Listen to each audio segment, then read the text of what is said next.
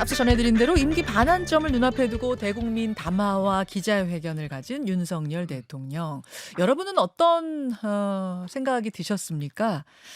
이것으로 과연 각종 논란들이 수그러들지, 또 남은 임기 동안 동력을 마련할 수 있을지 윤여준 전 장관의 눈으로 보고 싶습니다.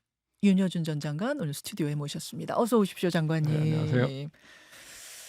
2시간 20분이니까 그래도 꽤 긴 시간이었어요. 지금 친윤계에서는 진솔하고 소탈했다 이런 평가 나오고, 친한계에서는 기대에 못 미쳤다 이런 평가 나오고, 야당에서는 뭐 빵점이다 이런 평가 나오고. 윤 장관님께서는 어떻게 보셨습니까? 몇 저는 점? 못 봤습니다. 예? 그 10시에 시작했죠. 예. 저는 그 시간에 서울에서 시내 약속이 있어가지고 아, 집이 남양주라서 시간이 걸리거든요, 가는데. 예. 그래서 10시에 저는 시작하는 거 보고 나갔어요, 집에서. 아하. 예. 되게 나중에 보셨군요. 그걸 꼭 봐야겠다는 생각도 별로 없었고요. 그래서 볼일 다 보고 저녁 때 들어와가지고 저녁 때 보셨어요. 단편적으로 이렇게 뉴스를 봤죠. 총평부터. 저는 별로 기대를 안 했으니까요. 음, 근데 이게 있어요. 네. 뭐 텔레비전이나 이게 뭐 시청률은 높았다 그러는데, 네. 제가 보기에는 뭐 기대 반 뭐 이렇게 봤겠죠. 근데 제가 보기에는 대통령은 이미 메신저 거부 현상에 들어가 있어요. 메신저 거부 현상이라 하면 예. 왜냐하면 이제 대통령이 국민을 설득하려면 메시지를 내보내는 거잖아요. 예. 근데 그 메시지를 신뢰하려면 예. 그 메시지를 내보내는 사람에 대한 신뢰가 있어야 되는 거죠. 그렇죠. 그게 메신저 아니에요. 예. 메신저 거부 현상이라는 게 있습니다. 아, 학문 용어로. 아하. 예. 제가 보면 거기 이미 들어가 있어요. 그렇기 때문에 대통령은 이제 무슨 얘기를 해도 국민을 설득하기가 쉽지 않아요. 무슨 얘기를 해도 설득이 잘 안 되는 안 될 거예요. 그 구간으로 예, 들어갔다고. 왜냐하면 신뢰 기반이 없기 때문에. 그렇군요. 예. 그래서 어제 2시간 20분이 아니라 더 길게 했어도 뭐. 그러니까 그 시간 길이가 중요한 게 아니죠.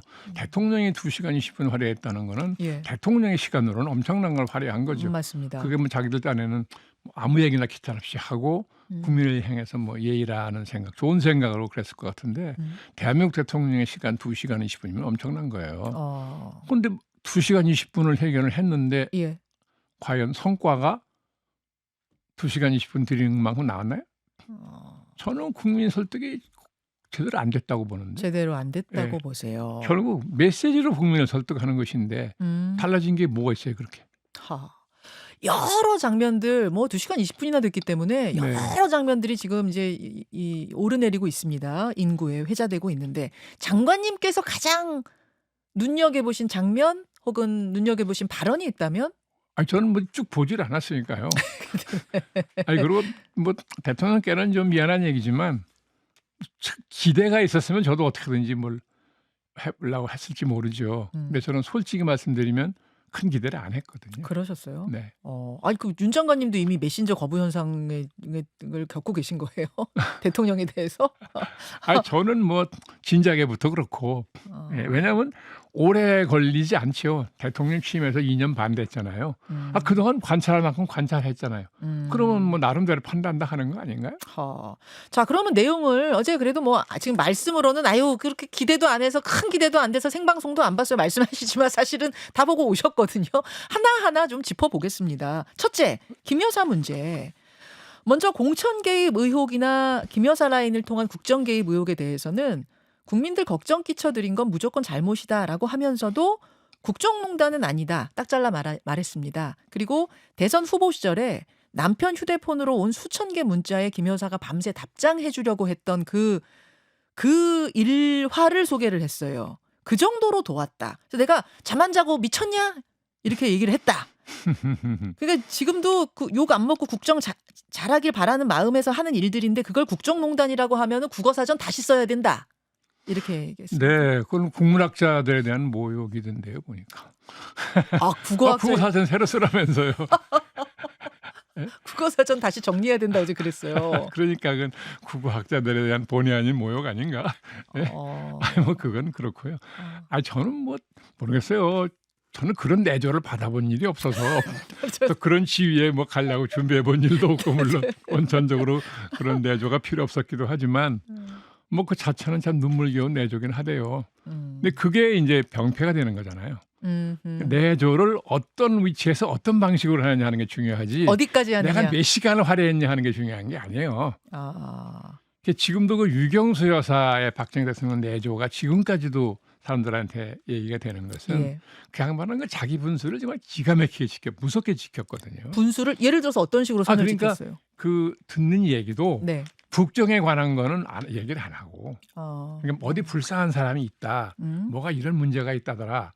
이렇게 해서 본인이 그걸 좀 대통령에 관심을 갖게 만들고 좀 도와주고 이런 것만 했지 예, 북정에 대해서 개입을 하거나 하는 일이 없다는 거예요. 하하. 네. 그러니까 유경수 여사 저도 들은 유명한 일화가 남편 대통령이 밤새 고민하느라고 막 담배를 계속 피워대니까 그 고민하면서 핀 담배에 재떨이를 밤새 갈아줬다. 그렇죠. 이런 거. 그러니까 아이한테 시험 잘 보라고 부모가 따뜻한 밥 한 끼를 주는 것과 그 시험을 대신 치러주는 건 완전 다른 거잖아요. 지금. 그래도 무슨 이빠른 소리를 했는데 박 대통령이 한번 제때를 집어던졌다는 거죠.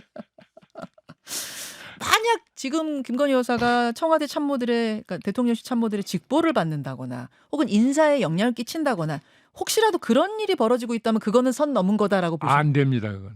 그건 내조가 아닌 거죠. 내조가 아닌 겁니다. 큰 병폐가 생기는 거죠. 그러니까 지금 제가 50 때 예. 청와대 공보비서관 근무를 할 때 이제 이순자 여사 그 영부인의 공보비서관은 겸직을 하라 그래가지고 그 공보비서관을 했어요. 예. 그래서 이제 모든 영부인의 그 공적인 행사는 다 배석을 하고 영부인 홍보를 제가 맡았는데 네. 제가 영부인 공적인 일정의 보도를 23% 정도밖에 안 했어요.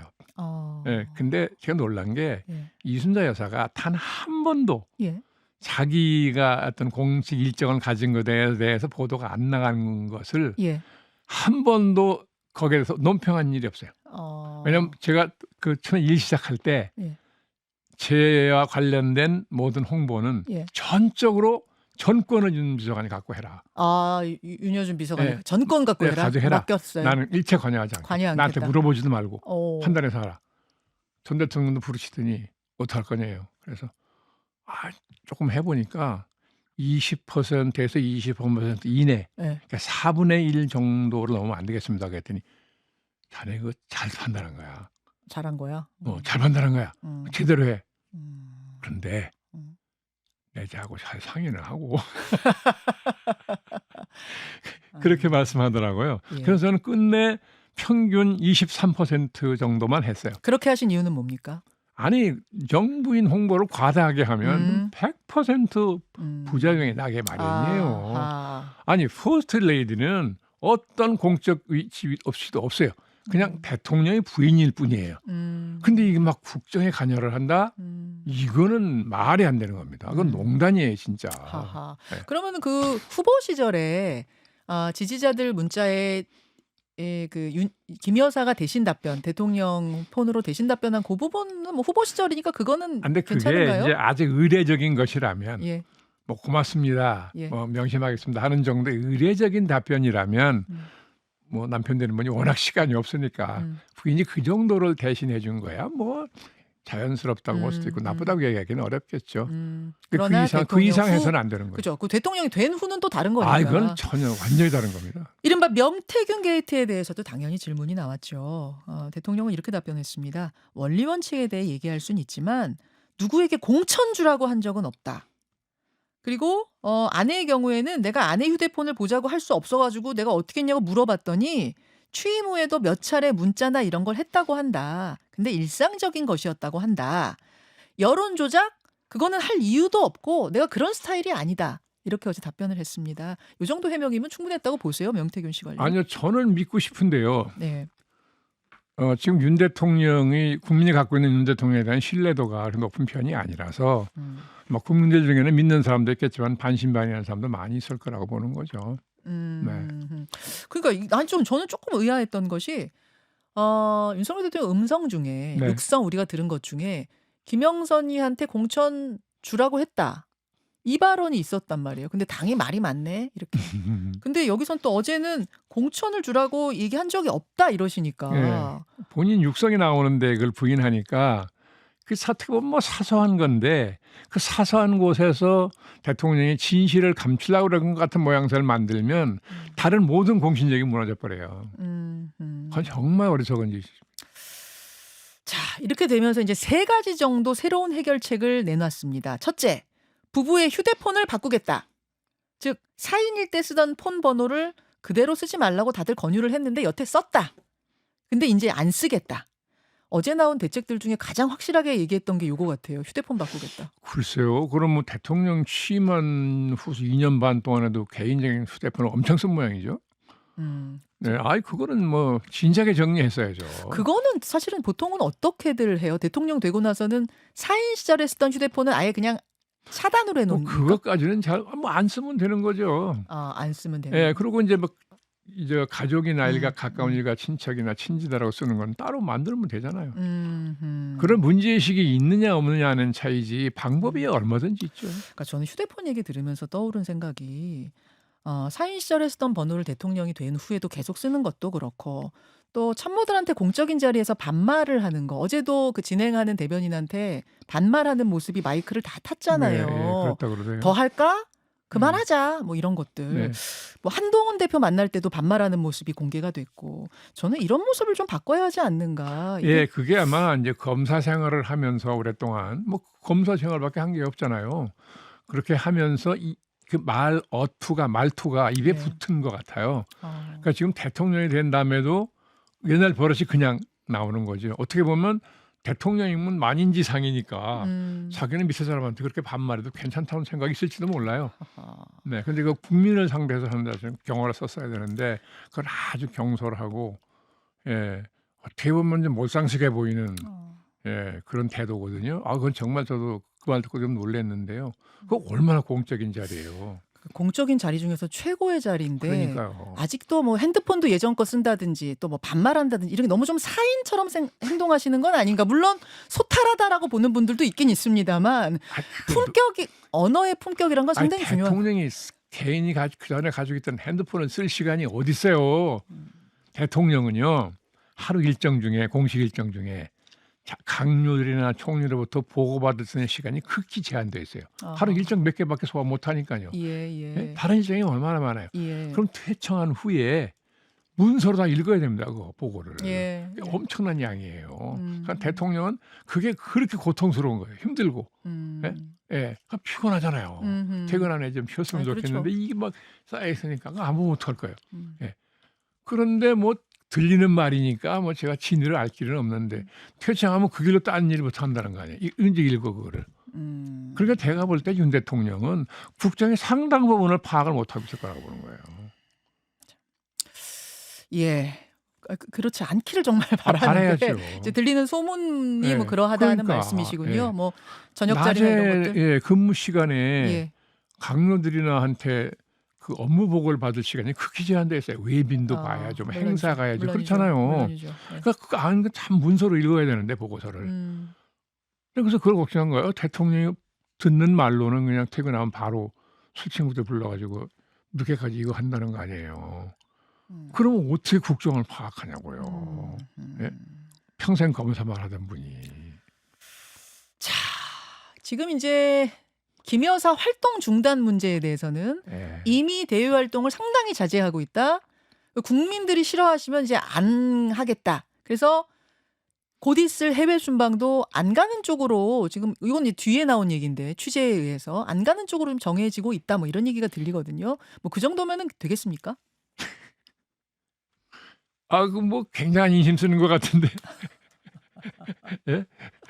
아유, 일단 뭐 전에도 그 비슷한 약속을 하고 안 지켰잖아요. 그러니까 아마도 이번에도 상황이 그때보다는 좀 심각해지긴 했으나 아하. 아마 국민 중에 좀 두고 봐야지 뭐 이렇게 생각하는 사람 많이 있을 거래요.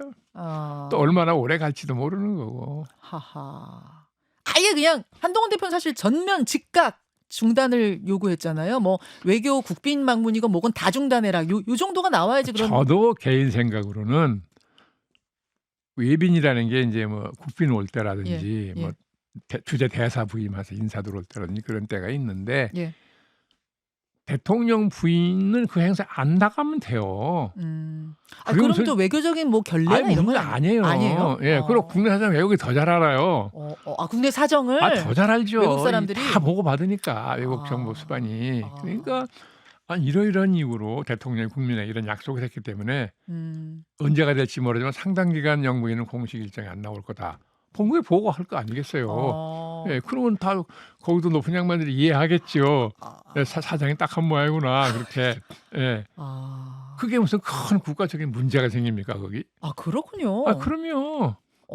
막 결례 이러길래 진짜 엄청 결례인 줄 알았어요. 뭐 만나는 것보다야 좀 미안하지만 국내 사정을 우리보다 더 잘 알고 있을 테니까 충분히 안 만나려는 이유를 이해할 거라고요 외국에서도. 예, 지금 그럼 이 정도 수위의 대응책, 이 정도 수위의 뭐 사과, 이 정도 수위의 인식 전환이라면 지지율 반등 뭐 기대할 만합니까? 어떻게 보세요? 글쎄요. 뭐 대통령이 지지율이 내려간 큰 이유가 이제 여론조사 보면 김건희 여사 문제잖아요. 예. 그러니까 그게 어느 정도 해소되면 지지율이 조금 올라갈지 모르죠. 그거는 모르겠는데 지난번에도 한번 약속했다가 제대로 잠깐 지키는 신용하고 바로 안 지킨 게 있어서 이번에는 조금 두고 보려고 그럴 겁니다. 국민들이. 두고 보려고 할 정말로 것이다. 그 약속을 지키나. 지금 10%대 여론조사가 우수수 나오고 있는데 네. 여기서 더 떨어지게 되면은 이게 지금 동력이 정권 유지가 어려워지죠. 그게 어느 정도 선으로 보세요, 윤 장관님? 꼭 정해진 선이 있는 건 아닌데요. 예. 대통령 지지율이 15% 정도까지 내려가면 예. 국정 동력을 다 잃어버립니다. 아무것도 할 수가 없어요. 뭐 지금 하고 있는 4대 개혁을 통해서 동력을 얻겠다? 4대 개혁은 제가 보기엔 이제 대통령이 4대 개혁 얘기 그만해야 돼요. 그렇습니다. 그 4대 개혁은 역대 정부는 다 안 한다고 그랬나요? 그중에 한 가지 개혁도 쉽게 될 수 있는 게 없어요. 하긴 동력이 있어야 개혁도 되는 거지 개혁을 해서 동력을 있어도 예. 취임 초에 동력이 가장 많을 때도 4대 개혁 중에 한 가지 개혁도 하기가 힘들어요. 만약 계속 이런 식이 된다면 진짜 어제 대통령은 내 임기 끝까지 뭐 잘하겠습니다 이렇게 임기 날짜까지도 이야기했습니다만 이 분위기가 어떻게 흘러갈까 좀 우려도 되네요. 연말 곧 오니까 또 이제 이재명 대표가 어떤 행동을 보이느냐, 민주당이 어떻게 되는 것도 상대적으로 있는 의미가 있을 것이고 국민이 좀 그것 때문에 굉장히 조심스러워한다고요. 이재명 대표 사법처리 문제에 걸려 있으니까 저것 때문에 민주당도 제 역할하기가 어려워지거나 그러면 국가가 리더십이 붕괴되는 거 아니야? 그럼 공포가 있다고 불안이. 그러니까 그걸 두고 보는 거예요 지금. 국민들이. 근데 만약에 이재명 대표 사법 리스크가 그런 대로 큰 위험 부담이 안 되겠구나. 뭐 어떤 형태로든 그런 거 나온다고 한다면 국민 태도가 달라질 수도 있는 거죠. 지금 국민이 그것 때문에 굉장히 조심스러워하고 있다고 저는 봐요. 뭐 저도 그런 사람이고. 야권에서는 뭐 임기 단축 개헌, 탄핵은 아니라고 이제 민주당은 얘기합니다만 임기 단축 개헌 이야기를 그건 뭐 하는데 상식적으로 누구나 생각하는 거죠. 내년 봄을 넘기려면 그냥은 못 넘어갈 거라고 예상하는 거 아닌가 사람들이. 내년 봄이요? 네. 왜냐하면 이제 올해 한국은 봄이 늘 정정이 불안해요. 그렇습니까? 예. 근데 이제 금년 겨울이 계절적으로 혹독한 추위가 있을 거라고 그러고 서민들의 삶은 더 핍박해질 거라는 경제가 어려워져 가지고 그러면 서민들의 분노가 쌓여서 봄이 온다. 그럼 우리는 항상 매년 봄이 정책으로 늘 불안정한 계절이었어요. 가만히 보세요. 다 그래요. 그렇군요. 예. 혹독한 추운 겨울이 오는데 지금 민심을 획기적으로 달래는 그런 정도의 파격적인 국정 전환, 지지율 반등이 있지 않는 한 임기 단축 개헌이란 이야기가 봄에 당연히 나올 겁니다. 나올 수도 있다는 거를 명심해야 된다. 진작부터 저는 그 생각했어요. 진작부터 하셨어요? 제가 만약 여권에서 무슨 이런 전략을 하는 사람이라면 지금 이걸 어떻게 돌파하냐. 뭐 첫 번째 떠오르는 게 뭐 개헌해야 되겠네. 여권에서 그런 걸 카드로 낼 수 있다고 여권에서? 그렇죠. 넘어가야 되잖아요. 고비를. 내년 봄에 만약에 이게 뭐 참 말하기가 조심스러운 거지만 한국 정권이 항상 정치가 그랬듯이 봄에 어떤 정치적인 불안정 요인이 생기면 어쨌든 그걸 극복하고 넘어가야 되잖아요. 그런 어떤 방법이 있어야죠. 민심을 달랠. 여러 가지 고민하지 않겠습니까? 여권에서 오히려 그 카드를 낼 수 있다. 그렇죠. 꼭 뭔가 수습을 해야 되니까요. 알겠습니다. 명심해야 된다 이 상황에 대해서 이 말씀이에요. 아니 뭐 윤 저는 뭐 장관님. 명심까지는 바라지 않고. 네. 오늘 귀한 말씀 고맙습니다. 아이고 수고하셨습니다.